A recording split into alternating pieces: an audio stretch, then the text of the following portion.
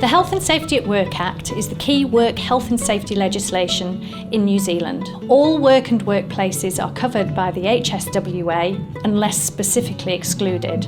Under the HSWA, everyone has responsibility for health and safety. This doesn't just rest with the HSR or the PCBU, which is the company.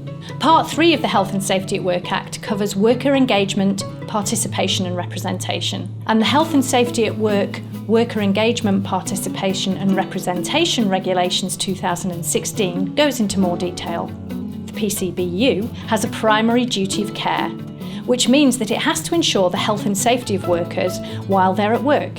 It also has a responsibility for ensuring that work carried out does not carry risk to the health and safety of others.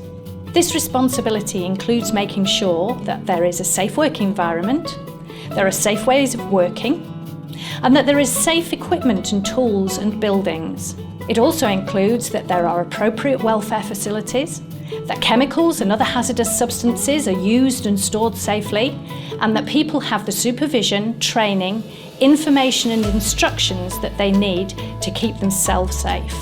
This includes consulting and engaging with workers, often through HSRs or health and safety committees, around a safe workplace, and that worker health is monitored to prevent injury or illness.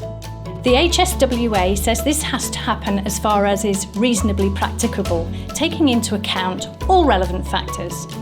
For instance, how likely is it that something could go wrong? And how severe would that be?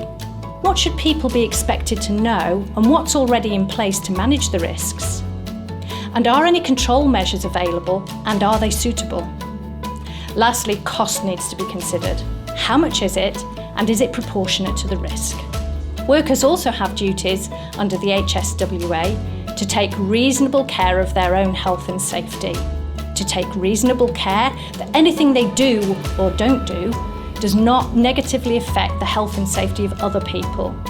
They need to comply as far as they can with any reasonable instruction given by the PCBU to allow the PCBU to comply with their duties under the legislation.